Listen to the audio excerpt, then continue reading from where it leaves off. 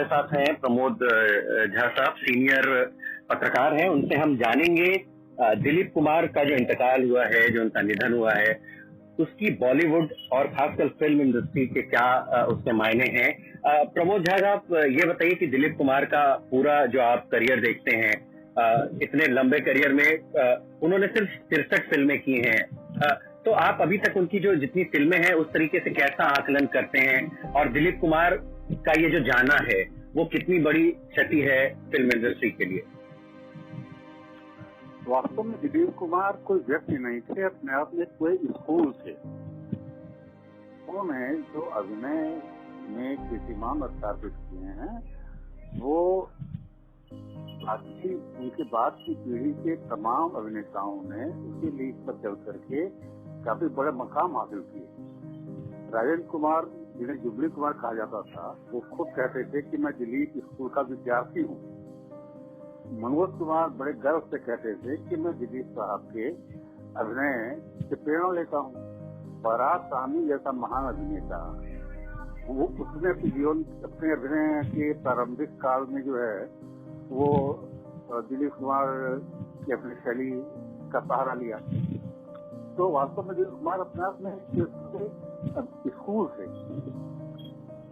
जहाँ तक उनके अभिनय कैरियर का सवाल है तो उनकी पहली जो फिल्म थी ज्वार भाटा, कुछ लोग जीवन नैया कहते हैं, कुछ लोग ज्वार भाटा कहते हैं।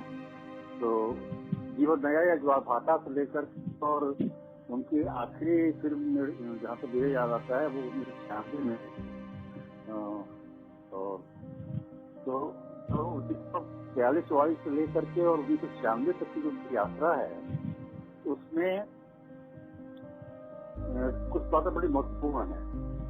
इसमें खास बात है कि जब उनकी पहली फिल्म आई थी ज्वार भाटा, तो निष्को ने यहाँ तक कह दिया था कि ये जो अभिनेता है वो एनीमिक है और इसको काफी विटामिन की गोलियों की जरूरत है। और वहां से अपने आप को अभिनय सम्राट के रूप में स्थापित करना वास्तव में एक काफी महान उपलब्धि है। और वास्तव में दिलीप साहब ने अपनी पहले की कुछ फिल्मों में जो उनकी आलोचना हुई उसके बाद में उन्होंने काफी मेहनत की और वास्तव में पश्चिम के कुछ अभिनेताओं से काफी वो उन्होंने प्रेरणा ली और उन्हें एक तरह से संगीत राज के शब्दों में सही मायने में एशिया के एकमात्र मेथड एक्टर थे। वो मेथड एक्टर का मतलब ये होता है कि ऐसा अभिनेता जो पूरी तरह से पात्र में समा जाए। तो शुरू में ज्वार भाटा जो नया कुछ फिल्में तो उनकी सफल हुई, लेकिन बाद में जुगनू और उसके बाद शहीद उनकी अच्छी फिल्म थी जिसने उनको वास्तव में एक बड़े अभिनेता के रूप में स्थापित किया। शहीद के बाद फिर अंदाज के बाद फिर मेला के बाद फिर दीदार, बाबुल, और उसके बाद फिर आपकी ये जो उनकी जीवन की माइलस्टोन फिल्म मानी जाती है देवदास। देवदास में वास्तव में उन्होंने एक तरह से अभिनय की सर्वोच्च ऊंचाई को छुआ। और वास्तव में देवदास को लगता है कि अगर आपने शरदचंद्र का उपन्यास पढ़ा हो देवदास, तो देवदास फिल्म में वास्तव में लगता है कि इनका देवदास पर्दे तो बिल्कुल साकार हो गया है। जी, इनकी जैसा आप बता रहे थे कि मेथड एक्टिंग की शुरुआत इन्होंने की। इनकी दो फिल्में हैं जिनका जैसा आप बता रहे थे, इस देवदास के अलावा एक नया दौर और एक गंगा जमुना।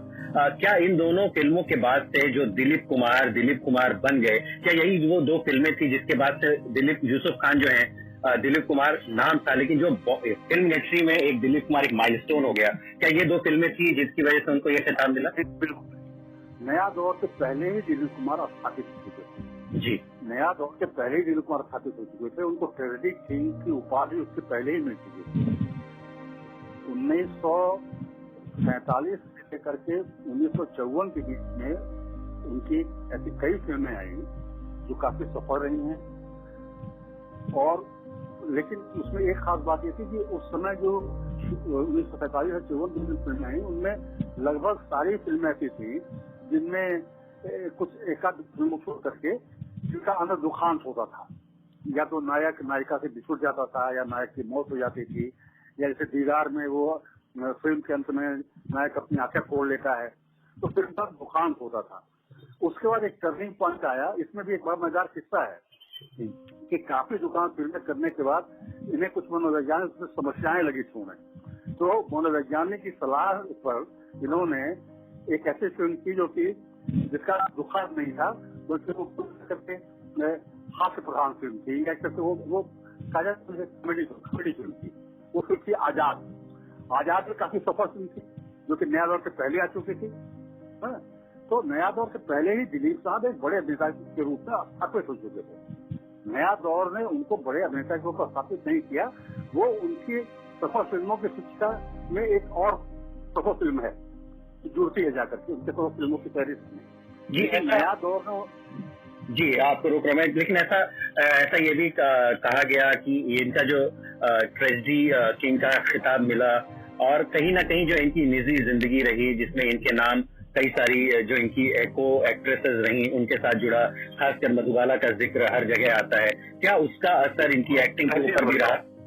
और दिलीप कुमार, उनका पहला प्यार कामनी कौशल थी। खुद दिलीप कुमार कहते रहे हैं कि उनका जो पहला प्यार थी वो कामनी कौशल थी, और कामनी कौशल से उनके रिश्ते बड़े प्रगाढ़ हो गए थे। लेकिन कुछ ऐसा संयोग हुआ कि कामनी कौशल के छोटे भाई की बड़ी छोटी रहस्यमय स्थितियों में मृत्यु हो गई। उसके बाद इनके बीच में अलगाव हो गया। उसके बाद दूसरा प्यार आप कह सकते हैं कि मधुबाला थी। तो मधुबाला के बारे में कहा जाता है कि उनका झुकाव इस प्रेम नाथ की तरफ भी था। इस नाते दिलीप साहब से रिश्तों में खटास आ गई थी, और उन्होंने नया दौर से उसको अलग करवा दिया था, जिसको लेकर के मुकदमा भी चला था। और दिलीप साहब ने कोर्ट में जाके कबूल किया था कि मैं मधुबाला से प्रेम करता हूँ और जीवन के अंत तक प्यार करता रहूंगा। जी, दिलीप कुमार की एक और पहलू है जिससे कम बातचीत होती है, उनका जो पॉलिटिकल नेताओं से जो उनका लगाव था, जुड़ाव था, उसको अगर हम याद करने की कोशिश करें, ये भी पढ़ने में आया कि बाल ठाकरे से उनके अच्छे संबंध थे, शरद पवार उनके अच्छे दोस्त थे, अटल बिहारी वाजपेयी के साथ वो पाकिस्तान गए, उसको आप किस तरीके से देखते हैं? देखिए, ऐसा है तो आपने बड़ा अच्छा सवाल पूछा। कहा यह जाता है कि वास्तव में ये जो ट्रायो था, यानी ये त्रयी थी, दिलीप कुमार, राज कपूर और दयानंद की, वास्तव में ये नेहरू युग की 3 प्रवृत्तियों को रिप्रेजेंट करते थे। 3 प्रवृत्तियों के प्रतिनिधि थे। वो भारतीय समाज में भी वो 3 प्रवृत्तियां थी, और कुछ लोगों का कहना है कि वास्तव में ये नेहरू के व्यक्तित्व की भी 3 प्रवृत्तियां थी। तो भारतीय समाज के अंदर जो एक कहीं से गहरे में एक उदासी थी, जो काफी समय से गुलामी का एक दौर चल रहा था, एक निराशा पे थी, और एक कुल मिला करके रोमानियत भी कहीं न कहीं से जुड़ी हुई थी। तो उस पूरी प्रवृत्ति को रिप्रेजेंट करते थे। और इस तरह जो पूरी नेहरूवियन पर्सनैलिटी थी, जो नेहरू का जो पूरा व्यक्तित्व था, उस व्यक्तित्व में कहीं से वो बात दिखाई देती थी। तो नेहरू से बड़े घनिष्ठ संबंध नेहरू जी से, और उन्होंने कभी कभी तो कांग्रेस की मीटिंगों में, चुनाव में प्रचार भी किया है नेहरू का। और क्योंकि बड़े अभिनेता थे, और एक तरह से एक मानव खासतौर पर युवा पीढ़ी के ऊपर, तो निश्चित तौर पर जितने भी राजनीतिक थे उस समय के, खासतौर पर बम्बई में रहने वाले, उनसे भी अच्छे संबंध थे उनके। जी, जाते जाते अगर हम ये कहें कि दिलीप कुमार का जो करियर है वो ज्वार भाटा से सौदागर तक, जो उन्होंने कुछ 60-63 फिल्में की, उनको अगर हम कुछ शब्दों में पिरोना चाहें तो वो आप क्या कहना चाहेंगे उनके पूरे व्यक्तित्व के बारे में? नहीं, निश्चित तौर पर वो अभिनय महाकाव्य के रचयिता थे। वो अगर एक लाइन में कहा जाए तो दिलीप साहब अभिनय महाकाव्य के रचयिता थे। और उनकी जो कमी है, एक सबसे उनके अंदर खूबी है कि उन्होंने हर तरह की फिल्मों में काम किया।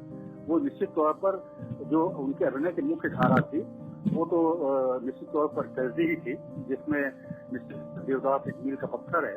और मुझे नहीं लगता, मैंने हजारों फिल्में देखी हैं, हिंदी और फिल्में देखी हैं, लेकिन मुझे नहीं लगता कि किसी पात्र ने उतनी गहराई से प्रेम की निराशा को जिया है पर्दे पे। तो लेकिन बाकी जो अभिनय के और आयाम हैं, उनमें भी उतनी मेहनत थी। अब जैसे कॉमेडी में जब वो आजाद में काम करते हैं, जब वो कोहिनूर में काम करते हैं, जब रामल श्याम में श्याम की भूमिका निभाते हैं, तो उनका जो एक वाला पक्ष है वो भी अपनी पूरी को ओवर करके आता है। इसी तरह एपी शैली की जो फिल्में हैं यहूदी में, वो एपी शैली की फिल्मों में भी उतने प्रभावी दिखाई देते हैं। फिर आपकी ऐतिहासिक फिल्में या सेमी हिस्टोरिकल कह लीजिए, ऐतिहासिक कहना तो ठीक नहीं रहेगा शायद, मुगल आजम, उसमें भी उतने प्रभावी दिखाई देते हैं। तो अभिनय के जितने भी आयाम हो सकते हैं, उन सभी आयामों में लगभग उतने ही प्रभावी दिखाई देते हैं। हालांकि निश्चित तौर पर जो उनका वो ट्रेजिडी किंग वाला पक्ष है वो तो खैर अपने में सर्वाधिक प्रभावी है। उन्होंने वो ट्रेजिडी वाली फिल्में की हैं, लेकिन अभिनय के जो बाकी आयाम है उसमें भी वो उतने ही प्रभावी दिखाई देते हैं। जी, आपका बहुत जी धन्यवाद। आपने हमें बताया दिलीप कुमार के इतने सारे आयाम के बारे में, लेकिन जाते जाते हम अपने दर्शकों से ये कह सकते हैं कि दिलीप कुमार अपनी एक्टिंग में साइलेंस के लिए काफी जाने जाते थे, जो पॉजेज लेते थे। आज वो हमारे बीच में नहीं है, वो एक साइलेंस लेके चले गए हैं, लेकिन वो हमेशा अपनी एक्टिंग के लिए हमारे दिल में बसे रहेंगे और हमेशा हमारी यादों में रहेंगे। बहुत बहुत शुक्रिया सर आपका ये जानकारी देने के लिए। धन्यवाद।